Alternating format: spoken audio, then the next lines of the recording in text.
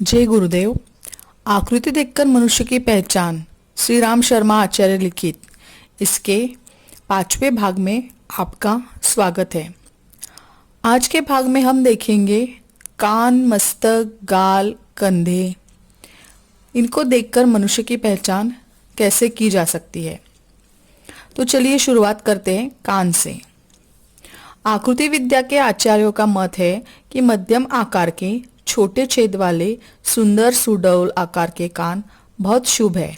ऐसे व्यक्ति में वे गुण होते हैं जिनके कारण उसका जीवन बहुत आनंदपूर्वक व्यतीत होता है। लंबे बड़े कानों वाला विनम्र स्वभाव, सदाचारी तथा डरपोक भी होता है। आपने देखा होगा कि खरगोश प्रकृति डरपोक स्वभाव वालों के कान बड़े बड़े होते हैं, किंतु यदि उनकी जड़ें मोटी हो तो बड़े कान होना महापुरुष, नेता तथा धर्मात्मा होने के चिन्ह है। गौतम बुद्ध तथा महात्मा गांधी के चित्रों में हम उनके मोटी जड़ वाले बड़े बड़े कानों को देख सकते हैं। पीछे की ओर सिर की बगलों से चिपके हुए कान लज्जाशीलता, संशयात्मकता तथा दब्बूपन के सूचक हैं। मोटे, सीधे और ऊंचे कानों वाले बड़े विचित्र स्वभाव के होते हैं। साधारणतः वे सीधे सीधे तरीके से रहते हैं, पर यदि उन्हें उत्तेजित किया जाए या सताया जाए तो इतने भयंकर बन जाते हैं जिनको संभालना कठिन हो सकता है। कानों की जड़ यदि आंखों की सीध से ऊंची हो तो उनसे स्वभाव की गर्मी प्रकट होती है। क्रोधी, खूंखार, बदला लेने वाले, झगड़ालू व्यक्तियों की कानों की जड़ें अक्सर आंखों की सीध से ऊंची होती है। शंख कैसे कान वाला समाज में प्रतिष्ठा प्राप्त तरीके का होता है।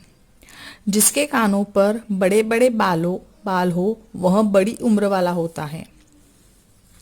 आंखों से दूर फासले पर जिनके कान होते हैं उनकी योग्यता एवं विचार शक्ति बड़ी चढ़ी पाई जाती है।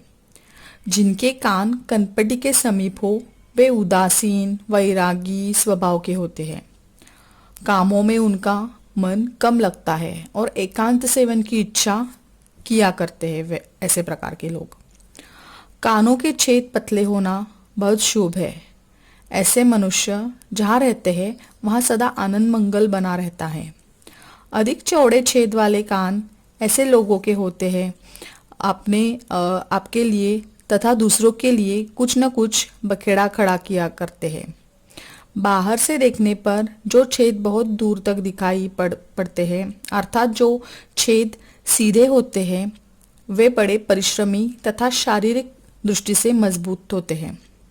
जिनके छेद थोड़ी ही दूर से मुड़े होते हैं, बाहर से देखने पर छेद जरा सा मालूम होता है, ऐसे लोगों की मित्रता बहुत लोगों से होती है। उनका स्वभाव मिलनसार होता है। तो चलिए देखते हैं मस्तक के बारे में।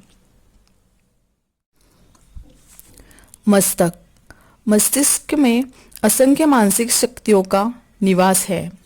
सिर के अगले भाग में यानी माथे की तरफ आशा, धर्म, दृढ़ता, इज्जत, बुद्धि तथा विवेक आदि आत्मिक शक्तियों का स्थान है। सिर के पिछले भाग में लालच, लड़ाई, मोह आदि सांसारिक भावनाएं रहती है। सिर की दोनों बगलियों में गाना, बजाना, नृत्य, चित्रकारी, कवित्व, रचना, विज्ञान तथा कला विभूति, कोमल वृत्तियों का निवास है। सिर के इन तीनों भागों में से जो मजबूत, पुष्ट, स्वस्थ तथा उन्नत दिखाई पड़ता हो, समझना चाहिए कि उस स्थान में रहने वाली शक्तियां भी बड़ी चढ़ी होंगी। ऊंचे और चौड़े माथे को देखकर विचारशीलता तथा बुद्धिमत्ता का अनुमान किया जा सकता है। छोटा, दबा हुआ, कम चौड़ा माथा अल्प बुद्धि और विवेकहीनता का लक्षण है। उभरे हुए और चमकदार माथे वालों की स्मरण शक्ति तेज होती है तथा विद्याभ्यास का शौक बड़ा चढ़ा होता है। कम ऊंचा माथा यदि लंबाई में दूर तक फैला हुआ हो तो हाजिर जवाब, चतुर, गहराई तक पहुंचने वाला तथा कुशाग्र बुद्धि का सूचक है। ऊंचे और चौड़े मस्तक वाले व्यक्तियों को यदि अवसर मिले तो वे महापुरुष, नेता और आदर्श व्यक्ति हो सकते हैं। इनमें परिश्रम, चतुरता, बुद्धिमत्ता और सच्चाई की काफ़ी मात्रा होती है। गोलाई लिए हुए माथा कृपालुता, आदर, अनुराग तथा धार्मिकता प्रकट करता है। भौवे के ठीक ऊपर की हड्डियां यदि कुछ आगे बढ़ी हुई हो तो इसे उत्साह, जोश और लगन का चिन्ह समझना चाहिए। फूला हुआ, भारी सा, अधिक वजनदार मस्तक ठस बुद्धि और अड़ियल स्वभाव वालों का होता है। लंबाई में बहुत छोटा किंतु ऊंचा बहुत हो तो कपटीपन, ढोंग और मिथ्या भाषण की भरमार समझनी चाहिए। चौकोर माथा प्रतिभा, स्थिरता, सच्चाई और दृढ़ता प्रकट करता है। व्यापारी और धनी लोगों के माथे में एक प्रकार की चमक रहती है। छोटी कनपट्टी वाले नीरस स्वभाव के होते हैं। बड़ी, चौड़ी या फैली हुई कनपट्टी रसीली प्रवृत्ति के संगीत, साहित्य तथा कला कौशल में रुचि लेने वालों की होती है। चपटे सिर वाले व्याभिचार तथा आदरणीय पुरुषों की अवज्ञा करने वाले होते हैं। बहुत छोटे सिर वाले चंचल और चालाक तो खूब होते हैं। जिसके माथे पर रामानंदी तिलक का सा चिन्ह हो वह बड़ा होनहार, धनी, पुरुषार्थ तथा यशस्वी होता है। अब देखते हैं गालों के बारे में। गोल, उचित मात्रा में मांस युक्त गाल श्रीमंतों के होते हैं। बीच में जरा सी लालिमा की झलक हो तो यह भोगी अभिरुचि का चिन्ह है। जिनके चेहरे की त्वचा पर चमक होती है वे स्वस्थ, प्रसन्न और समृद्ध होते हैं। अधिक फूले हुए गाल आलसी या बेफिक्री लोगों के होते हैं। जिनके ऊपर जिम्मेदारी का बोझ अधिक रहता है उनके गालों का मांस झूल जाता है। अधिक परिश्रमी लोगों के गाल पिचक जाते हैं। जिनकी देह में कोई भीतरी रोग लगा होता है उनके गालों का मांस बुरी तरह सूख जाता है। विद्या व्यसनी लोगों को कनपटी की हड्डी जो आंख से लेकर कान तक गई है ऊपर उठाती है। हंसते समय जिनके गालों में गड्ढा पड़ता है वे दीर्घजीवी होते हैं।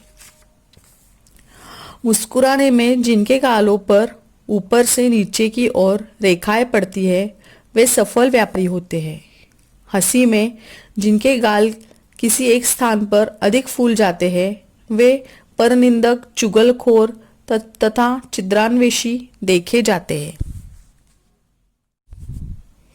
कंधे भरे हुए, मांसल, पुष्ट और भारी कंधे स्वस्थता, सबलता और तेजस्विता के चिन्ह हैं। कंधे की चोटी पर मोटे तथा स्याह काले बाल हो तो उसे शत्रुओं पर सदा विजय प्राप्त होती है।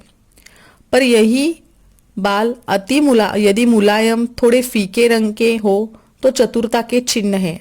ऐसे लोग बड़ी बड़ी कठिनाइयों को आसानी से पार कर जाते हैं। कंधे पर बिल्कुल बाल न होना अशुभ माना जाता है। ऐसे लोग डरपोक और जल्द घबरा जाने वाले होते हैं। कंधे सीधे होने चाहिए। सीधे कंधे वाले हसतमुख और मिलनसार होते हैं। जिनके कंधे कमान की तरह आगे की ओर अधिक झुके हुए हो वो कमजोरी, बीमारी और बेचैनी के शिकार बने रहते हैं। कंधे के आगे की हड्डी जिसे हसली कहते हैं बहुत उभरी हुई नहीं होनी चाहिए। यदि वह मांस में दबी हुई हो, दूर से देखने पर उसका थोड़ा चिन्ह मात्र दिखाई पड़ता हो तो उसे पारिवारिक सुख की कमी रहती है। यदि हसली की हड्डी अधिक उभर रही हो तो दाम्पत्य जीवन कष्टमय रहता है। तो इस भाग में हमने कान, मस्तक, गाल और कंधों के बारे में देखा। अगले और लास्ट के भाग में हम पीठ, छाती, पेट, बाहें और आदमी का रहन सहन इन सब बारे में जानेंगे। जय गुरुदेव।